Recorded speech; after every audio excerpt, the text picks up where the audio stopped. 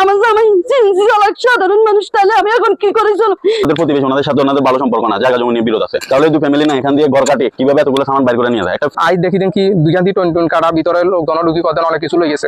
আমার বোনের ছেলের বিয়ে ছিল 2 তারিখ বৃহস্পতিবার। ওই দিন আমি গায়ে হলুদে যামু, হয়তো বিয়ার যামু, পাশাপাশি গ্রামের কেউ জানে না। আমি 2টা বাজে খানা দানা খাই, বাইরে এবার সময় যে কোনো একটা লোকে আমারে ফলো করছে করবার হরে আমি গাঁড়ায় নামি মাত্র আমি অটো উড়ি চলে গেছি। চলে যাবার হরে হে লোকটা রাতের 11টা বাজে যাই আমারে আবার দেখিয়ে আইছে। ওখানে দেখি এবার বাড়িতে আইবার হরে আমার বোনের ছেলেরা ওর ফোন নাম্বারে ফোন দেয়, ফোন ঢুকে না, নড়ুকবার হরে ফোনটা বন্ধ। ওই টাইমে এবার রাতে যখন 2টা বাজে আমার ঘরের ওয়াইফাই লাইনটা বন্ধ হয়ে গেছে, পাশে আমার স্যাট কানেকশন ছিল, এই লাইনটা যখন বন্ধ হয়ে গেছে তখন আমার ঘরটা তালায় ডাকাতি হয়েছে। ইয়ারে এবারই সকাল 5:30 বাজে ঘরের পাশের এক হিন্দু পুরুষের হাতানে ফোন করাইছে আমার ঘর চুরি হয়েছে কইছে। আর আমি যখন দায় আইলাম আই দেখি যে আমার মেয়ের বিয়ে হয়েছে 7 মাস আগে। ওইবার হরে আমার মেয়ের 18,000 টাকার একটা শাড়ি ছিল, বিয়ে খাইতে আইছে শুধু একটা হলুদ শাড়ি হিন্দি আমার মেয়ে বিয়ে গেছে। আর সবগুলো লাখি সুরা কাপড় ছিল। আর আমার ঘরে ফ্রিজ, সিলিন্ডার, টিউবওয়েল, মোটর 30টা ছিল, হাড়ি 5টা ছিল, কড়াইয়া, কলস সবগুলা। আমার মেয়ের বিয়ে হয়েছে 2টা ডিনার সেট হইতে 4টা কম্বল, 3টা চার্জারি ফ্যান, 3টা সিলিং ফ্যান, একটা এলইডি টিভি, সানবক্স। সোফার ভিতরে আমি একটা কানে জিনিস এক জোড়া ছোট ছোট কানে জিনিস বেচি 15,000 টাকা। 15,000 টাকা সুদে লইছিল। আমি 10 তারিখে 30,000 টাকা কিস্তি দিমু। টাকাগুলো আমি গদিতে সোফার গদির পঞ্চের ভিতরে ভরে গেছি। সোফার গদিটা লইতো একটা লোকে কিন্তু আমার দেখছে, তাহলে আমি জানি না দেন অথবা হে দে এভাবে অথবা গদিগুলো সবগুলো সিঁড়ি ফালাইবো। ইয়ারে আমি এই গদিটা ওখানে রাখি গেছি। রাখি যাবার হরে এবার আলমারির তালা মারি চাবিগুলা মায়েদের রুমে তোষকের তলে তুই গেছি। সব তোষক গুলা এলোমেলো করে লাইছে, করে চাবিগুলা লইছে। লই আমার লাই একটা প্লেট থুই জানো আমি হয়তো বা ভাত খামো, একটা পাতিল থুই জানো, 1 মুঠ চাল, হলুদ, মরিচ, পেঁয়াজ, রসুন জিয়ারে করে দাওয়াত করছি। বোনের ছেলের বসক আর আমি আনি দাওয়াত খাবো। 10,000 টাকার বাজার করি। একটা ঢামের ভিতরে জিনিসগুলা তুই গেছি, ফ্রিজের ভিতরে মাছ মাংস গুলা তুই গেছি। আমার লাই এখন 1 মুঠ চাল, একটা ভাঙ্গা হাড়ি পর্যন্ত রাখি যেন। আমি আজকে 4 দিন বোনের বাসাত করে রয়েছি। আমার অসহায় করে গেলে যে আমি এখন 10 তারিখে কিস্তি এখান দিয়ে আমার একটা হাড়ি বা দিলে 1 মুঠ চাল ঘরের ভিতরে কিছুই রাখি নাই। আমার জামাই জিনজি চালাক সাধারণ মানুষ, তাহলে আমি এখন কি করে চলব? এখন প্রশাসনের কাছে আমার এটাই অনুরোধ, আমার বিচার করি। আমার মালগুলা আমার সংগ্রহ করে দিবার জন্য আমার মতো মানুষের আর আমি একটা পাতিল কিনি ভাত খাম, আমার সাধ্য নাই। আমি কি 3 লাখ টাকার ঋণ পরিশোধ করবো? নাজির এই জিনিসগুলা দেয়া গেছে। বাত ব্যথা, প্যারালাইসিস কিংবা আর্থ্রাইটিস, আধুনিক ফিজিওথেরাপি ও পুনর্বাসন চিকিৎসায় নির্ভরযোগ্য নাম ডিপিআরসি।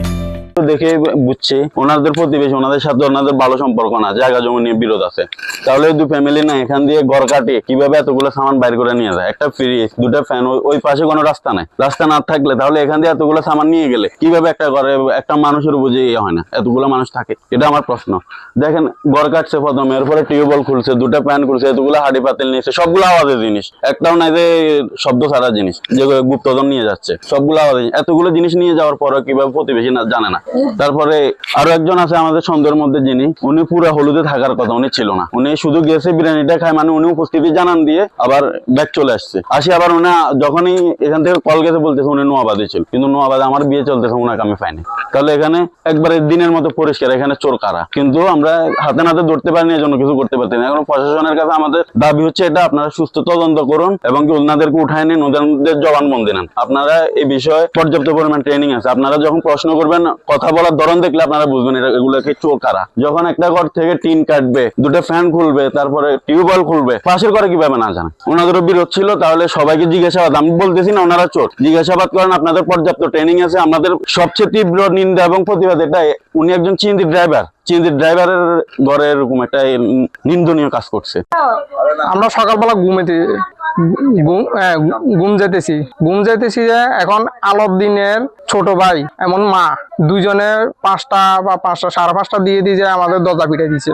তখন বাইরে বের পরে জিজ্ঞাসাবাদ করি কেন, বলে দেন কি আলোর দিনে ঘর চুরি হয়েছে। তখন চুরি হইবার পরে আমি তাড়াতাড়ি আইলাম মোবাইল লই। দেখি কি দুইখান দিয়ে টন কাটা ভিতরে লোকজন ঢুকি করেন, অনেক কিছু লই গেছে। যা কেয়ারে ফোন দিলাম, প্রথম ফোন দিছি আলোর দিনের ফোনে, ফোনটা তোলানো। এরপরে ফোন দিছি আলাউদ্দিনের ওয়াইফের ফোনে, 3বার ফোন দিবার আর তোলানো, আর এরারে ফাঁসের গিরি মেয়ের ফোন দিলাম, তুলছে, তুলবার পরে বললাম কি আলাউদ্দিনের গো ফোন বন্ধ কা বা ধরেন না কা তাকে গছ শুরু হয়েছে, তোমরা তাড়াতাড়ি আসো, এতটুক। এখন দেখেন যাই নিচে এখন সুস্থ বিচার চাই সমাজের কাছে, তো আবেদন এটাই চাইছিল। এখন যাক যেটুক গেছে, আমরা সবাই মিলি যখন এটা সুস্থ বিচার চাই, তদন্ত করি, আমরা বিচারটা যখন এরা যখন প্রাপ্ত হয়, এরকম ভাবে একটা জিনিস।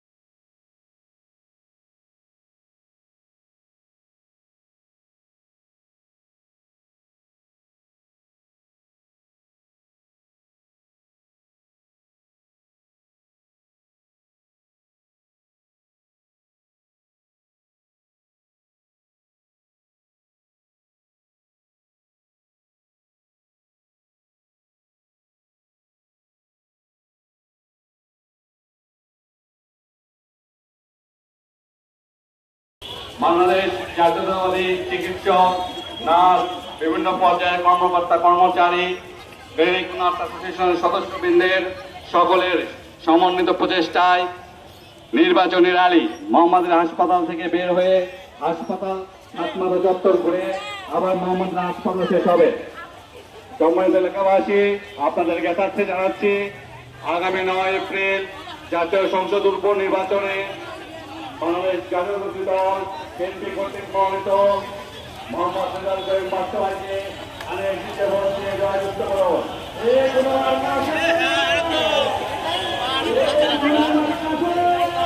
বাত ব্যথা, প্যারালাইসিস কিংবা আর্থ্রাইটিস, আধুনিক ফিজিওথেরাপি ও পুনর্বাসন চিকিৎসায় নির্ভরযোগ্য নাম ডিপিআরসি।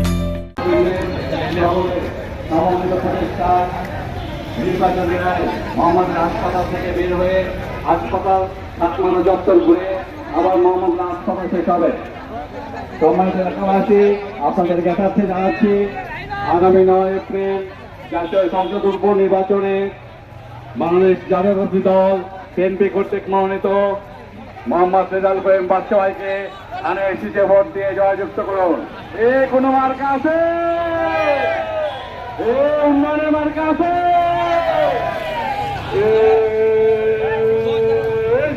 মার্কা সবাই বলুক একই সাথে হচ্ছে না তো বলো